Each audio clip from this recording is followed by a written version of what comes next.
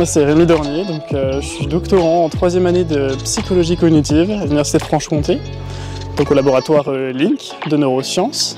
Mon cursus, j'ai fait une licence en psychologie à Besançon et une partie au Canada, et j'ai fait un master psychologie cognitive et neuropsychologie à Besançon pour valider le titre de psychologue spécialisé en neuropsychologie.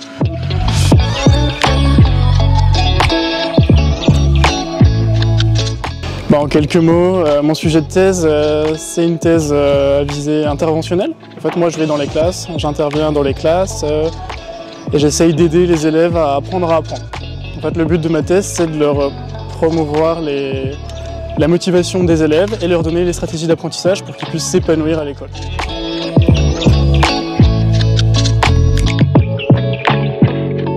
Je pense que c'est une grande question, peut-être une idée de défi. C'est un concours en fait qu'on voit en ligne, on a l'impression que c'est de l'éloquence qui est inatteignable, etc. Et au final c'est une expérience, je dirais, sociale et humaine vraiment géniale. Donc c'était vraiment pour le défi, et pour pouvoir arriver en fait à se confronter au public, parler en présentiel, donc c'est vraiment quelque chose de sympathique. Et arriver à les captiver, à leur dire hey, peut-être que je rentre chez moi, j'ai envie de regarder ce qui a été fait, j'ai envie de comprendre, etc. C'est vraiment qu'est-ce qu'ils vont amener chez eux. Parce que pour moi, c'est le but du concours, en fait, c'est vulgariser, mais c'est surtout partager, en fait. Les connaissances qu'on a en labo, c'est bien. Par contre, ce qu'on peut donner au grand public, c'est l'essentiel de la science, à mon humble avis.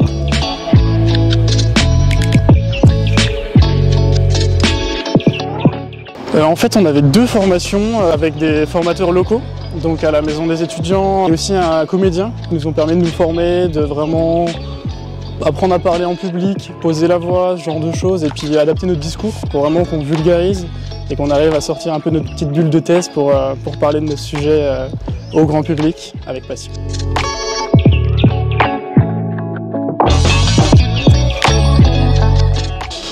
Comment on se prépare? On révise, on apprend le texte par cœur.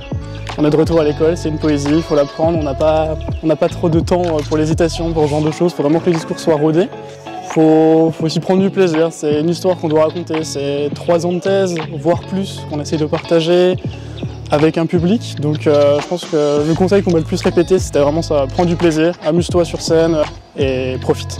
Et les difficultés, la grosse difficulté, je pense qui est première pour beaucoup de monde, c'est passer à l'écran. On passe en finale régionale devant un théâtre, il y a une centaine de personnes, voire plus. La finale nationale, pareil, plus un live Twitter, Facebook, etc. Donc je pense que c'est la plus grosse difficulté, c'est ce moment de passer de l'autre côté de la scène et puis passer devant. Je donne cours à la fac, donc j'ai des amphithéâtres d'étudiants, donc il y a déjà un petit peu ce côté habituel. Mais là c'est autre chose, il y a le stress, il y a la temporalité, il y a le besoin, ça reste quand même un concours, donc il faut arriver à performer, même si c'est pas le but premier de ma thèse en 180 secondes.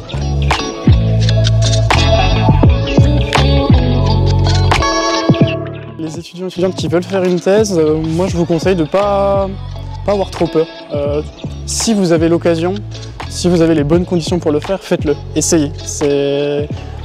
On a souvent l'impression que la thèse c'est quelque chose d'excellence qu'on ne peut pas atteindre, alors qu'au final, c'est le but de ma thèse, mais en faisant des efforts, on peut y arriver. Et surtout, moi je pense qu'il a été important dans mon parcours, c'est rencontrer les bonnes personnes. Donc c'est vraiment à travailler en équipe en fait. Je préfère presque dire que le sujet est important, mais la relation avec les directeurs et directrices de thèse est vraiment primordiale.